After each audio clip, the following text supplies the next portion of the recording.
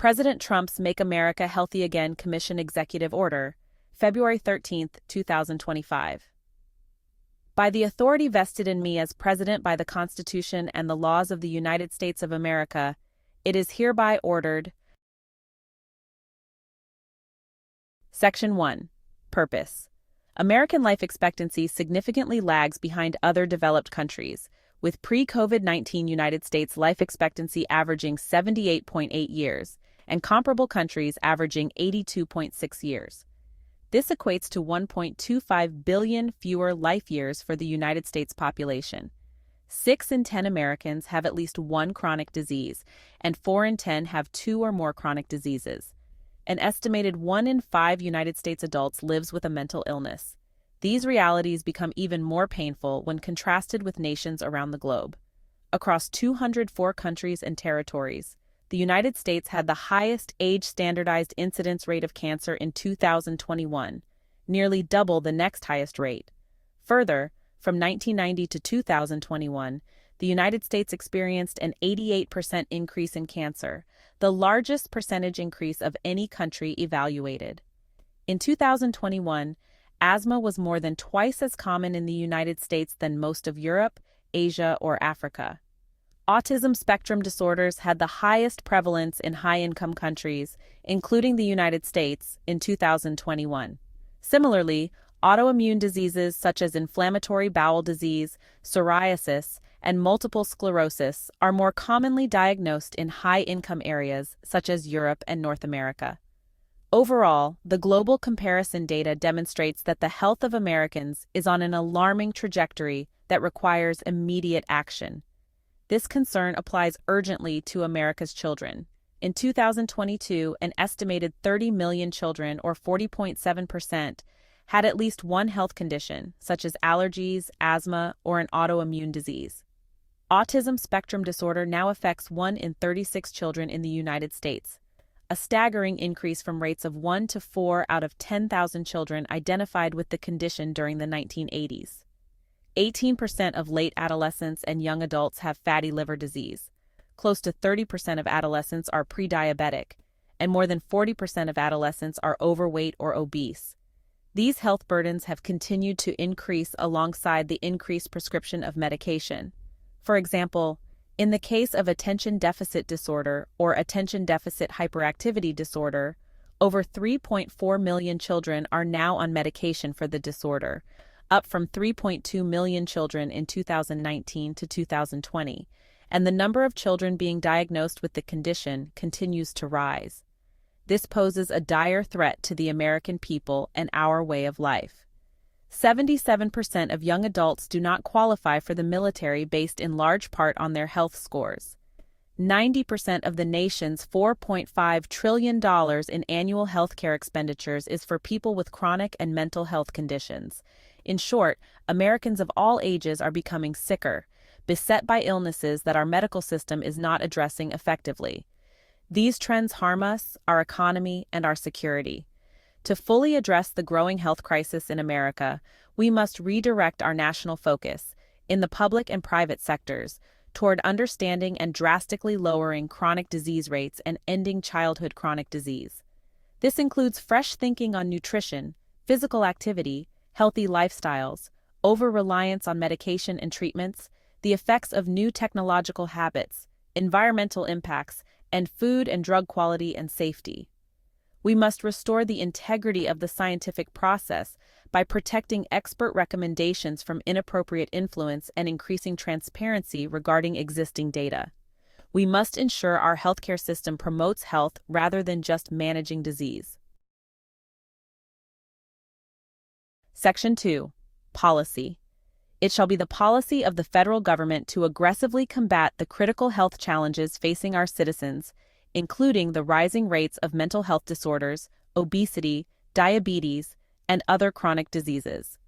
To do so, executive departments and agencies that address health or healthcare must focus on reversing chronic disease. Under this policy, A. All federally funded health research should empower Americans through transparency and open-source data, and should avoid or eliminate conflicts of interest that skew outcomes and perpetuate distrust. B. The National Institutes of Health and other health-related research funded by the federal government should prioritize gold standard research on the root causes of why Americans are getting sick. C. Agencies shall work with farmers to ensure that United States food is the healthiest, most abundant, and most affordable in the world. D. Agencies shall ensure the availability of expanded treatment options and the flexibility for health insurance coverage to provide benefits that support beneficial lifestyle changes and disease prevention. Section 3. Establishment and composition of the President's Make America Healthy Again Commission. A. There is hereby established the President's Make America Healthy Again Commission, chaired by the Secretary of Health and Human Services, with the Assistant to the President for Domestic Policy serving as Executive Director. B. In addition to the Chair and the Executive Director, the Commission shall include the following officials or their designees: I. The Secretary of Agriculture. 2. The Secretary of Housing and Urban Development. 3. The Secretary of Education. I-4. The Secretary of Veterans Affairs. V. The Administrator of the Environmental Protection Agency. 6. The Director of the Office of Management and Budget. 7I. The Assistant to the President and Deputy Chief of Staff for Policy. Say 8. The Director of the National Economic Council.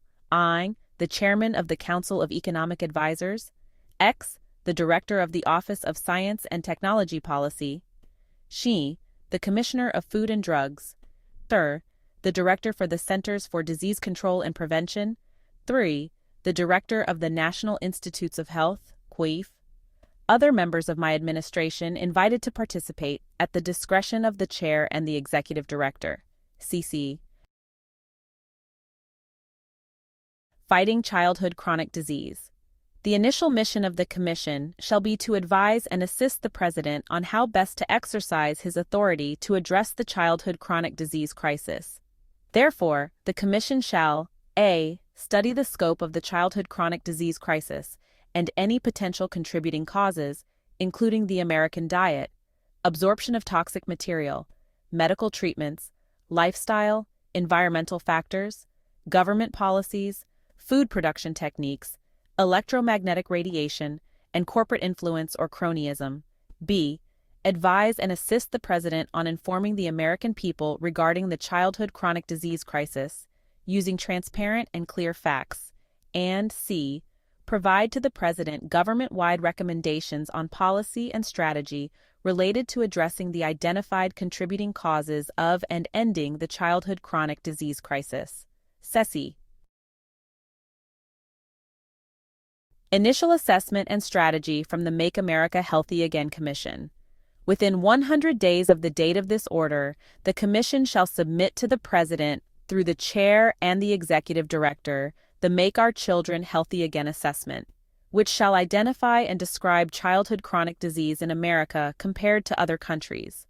It will also assess the threat that potential overutilization of medication, certain food ingredients, certain chemicals, and certain other exposures pose to children with respect to chronic inflammation or other established mechanisms of disease, using rigorous and transparent data, including international comparisons.